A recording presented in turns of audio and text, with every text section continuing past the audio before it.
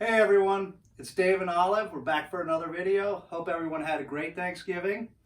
Today we're going to be doing our monthly wrap-up for the month of November, and you'll get to find out why Olive has a bone to pick with Matt Haig. Sharply your words are coming in, line after line on repeat, echoing. Okay, so today we're reviewing the books that we read in the month of November. A pretty good month for me. I read 4 books. I'm going to make a liar out of myself already. Originally, when I started this channel, I said I don't give a lot of 5 stars. This month, out of the 4 books, probably 3 were 5 stars. Last year, I had 3 5-star books the whole year. This month, I had 3 just in this month. So it was a good month. Pretty excited to talk about the books, and let's jump into it.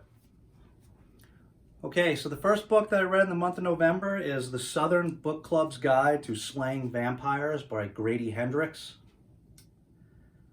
Grady Hendrix has written a few lighthearted horror novels, you would call them. I think they're all well received. This is the latest one, very popular. I would probably give this a 5 stars. I debated 4.5 or 5 stars, but I said one of the reasons that I would give something a 5-star rating would be that it was just a really good, engaging story. And that's what this was. This was about a woman that lives in, a housewife that lives in a southern White Lily town, and she joins this book club with other housewives, and they start reading a lot of true crime novels. And a new individual moves to town that she has some certain suspicions about. And he's very charismatic, successful businessman, does well in the community after he moves in, charms all their husbands, but she can't get over that. She thinks that there is something that's not right about this guy. And so she investigates and tries to persuade her book club to investigate, and we go from there. And it's a pretty rollicking adventure. Now, some people had a problem with this book. They complained that it was racist and sexist, and I was a little surprised by those, not because those things weren't there, but because the people were complaining that they were in this work of fiction. This story definitely has those tropes in it. Definitely some of those underlying themes in this story. There's the book club resides in this, well-to-do White Lily town, and then there's a nearby area where there's some racial and economic inequality, and some of the children start disappearing from there first, and nobody seems to pay enough attention to it. And there's also this strong underlying theme of this patriarchal attitude towards the family unit. The book club members are all housewives, and their husbands are all successful businessmen, and that's a very strong theme in the book, and that the husbands are the authoritative bosses of the family. Those are themes that are definitely explored in this book. It's not a work of it's not a nonfiction book where you can just say that these things are bad. It's a fiction book, so you kind of have to explore these issues by demonstrating them. Making people feel the injustice, get angry about them, and frustrated. And I think that's one of the points of the literature is to actually demonstrate these things and make people go through the experience and try and explore how they can be triumphed over. So I thought it did some of those things, and I'm not sure why people were upset about the fact that Grady Hendrix explored them in this in what's a fictional account. So I really enjoyed the book. This is not a book that's going to be shelved next to Hemingway. I debated whether it's 4.5 or a 5-star, but I think it's a 5-star because it was a really engaging story. And I read it mostly in one weekend, which for me is very quick. I'm a slow reader. So I give it 5 stars for that. Okay, the second book I read in the month of November is Blanky by Kealan Burke. This is a pretty short book, as you can see. I had actually never heard of this author. I guess he's a relatively well-known horror author that writes a lot of short books, a number of novellas. This is my first experience with him. Shout out to Gabby at Gabby Reads, who was reading this one, and that's what turned me on to it. Really glad that I read this book. This book was absolutely 5 stars.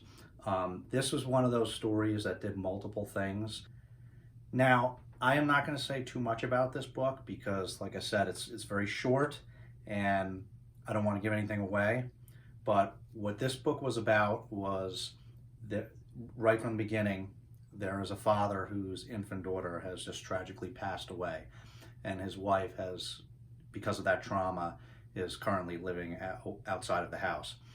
And they've packed up things and, you know, it's empty except this blanket that they had picked up for the daughter at a market that they called Blanky mysteriously shows up in her empty room.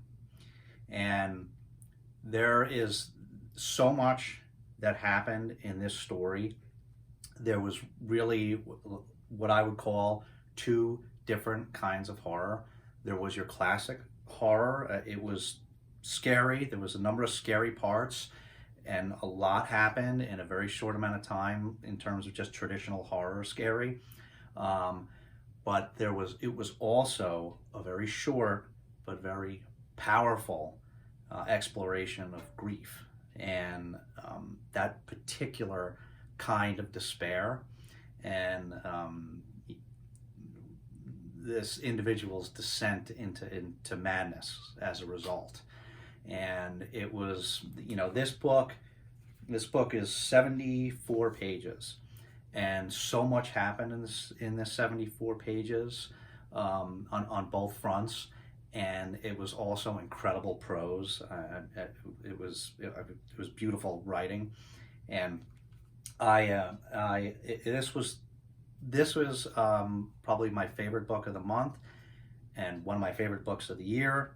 And I'm definitely going to read more from Kealan Patrick Burke. I'm just amazed at how good this book was. It's definitely 5 stars, and I would recommend that everybody read this if you're at all into that sort of story. And I'll leave it at that. You really have to kind of experience it for yourself, but this was incredible work. Okay, so the next book that I read in the month of November is The Midnight Library by Matt Haig. Matt Haig wrote How to Stop Time and a number of other books. He's a pretty hot writer right now. So this book begins, I'll just read you the first sentence. 27 hours before she decided to die, Nora Seed sat on her dilapidated sofa, scrolling through other people's happy lives.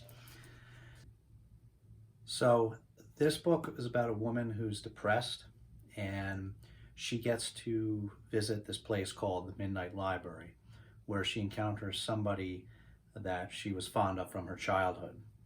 And this person helps her navigate the library, in which she gets to explore a lot of different lives that she could have lived if she made different choices.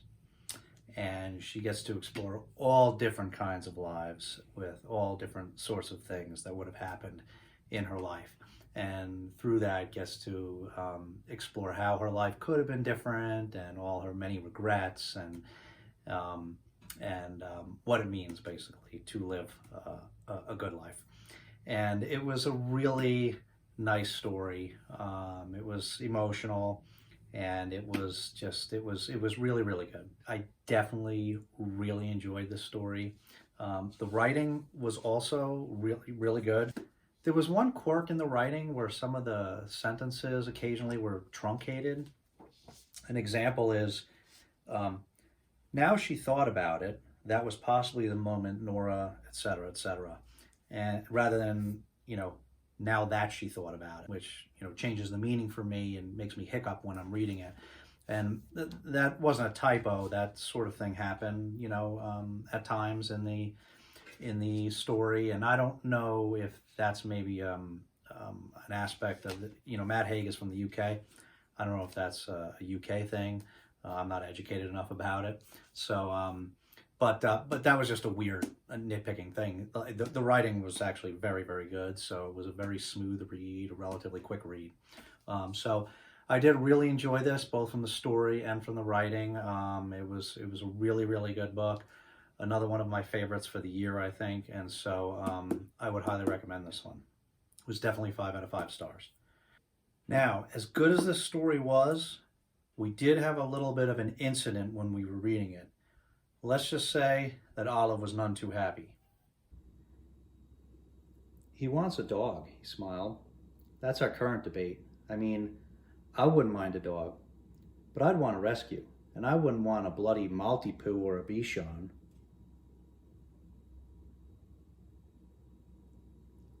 I mean, I wouldn't mind a dog, but I'd want a rescue. I wouldn't want a bloody Maltipoo or a Bichon. I wouldn't want a bloody Maltipoo or a Bichon. I really don't think he meant anything by it.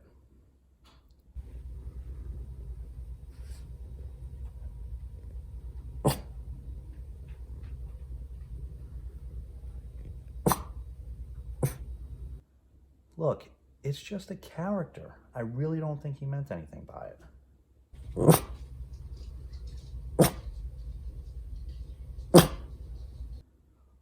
Really, I'm telling you, I wouldn't take it personally. I really don't think he meant to imply anything.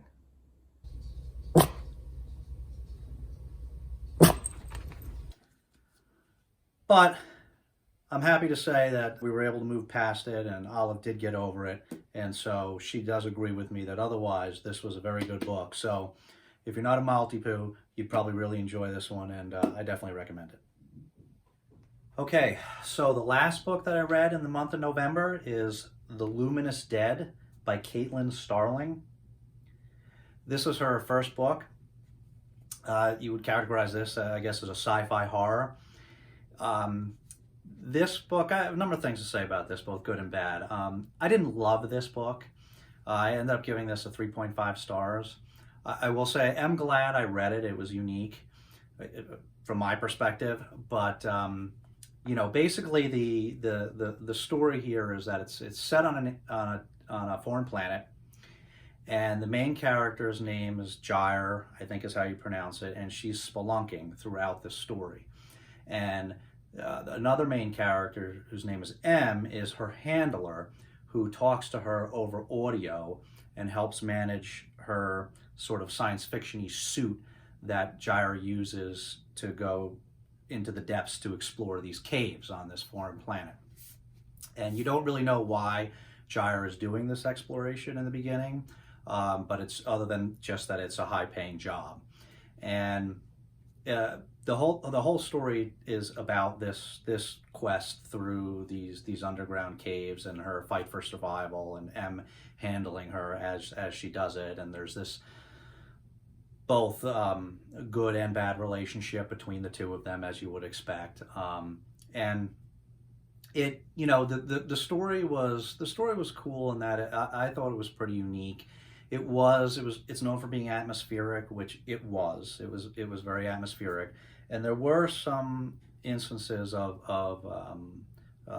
slight scariness. It was a little suspenseful, and there were certain scenes where, you know, you get spooked for, you know, a few seconds.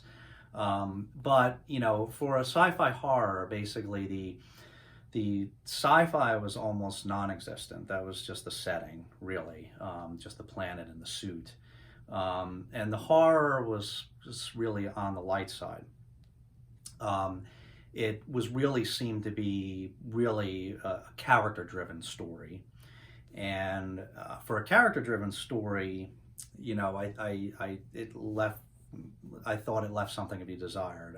Number one, the main character Gyre was, in my view, very unlikable. She was right off the bat. She was kind of irrationally belligerent, and that would go back and forth throughout the story, kind of inexplicably, almost like you know, she had like a split personality, but she didn't. That's not what her character was supposed to be. And the other thing is the relationship that you know, between Gyre and M, the development of that relationship. It's hard to explain, or I don't want to explain too much. But it reminds me, you know, what bothers me about YA books is, you know, the insta love that sometimes appears in those, and this was kind of the same thing, and some aspects of this relationship just came out of nowhere. So for something that was supposed to be so character driven, I think it fell a little bit flat in certain respects. You know, it's not a super long book, but it's over 400 pages, and there wasn't too much of a payoff to me by the end. And, you know, it took me a while to get through because there was, as I said, it was supposed to be very atmospheric, which it was, all this cave diving, and she did a good job of describing all that. But at the same time, it was a little too much at times, and I did find myself often just trailing off and having to reread something. It was a little too much in terms of how descriptive it was. So it did make the book drag a little bit. So it took me a while to get through it, being over 400 pages, written that way. But as I said, it was it still was a unique story, and I am still, you know, it's one of those many stories I do still think about a little bit afterwards. So I think it was worth reading. And like I said, I settled on a 3.5 because it did have some good aspects, but it did have some disappointing aspects. So I guess I would probably recommend it because I'm happy that I read it. But I guess you have to kind of decide whether that's the kind of book that you would be interested in. Well, that's about it. We hope you all enjoyed the November book wrap-up. If we don't speak to you before the holiday, which we might, but if we don't, hope everybody has a good holiday season. And remember, if you liked this video, please give it a thumbs up and subscribe, and we'll see you next time. Bye-bye.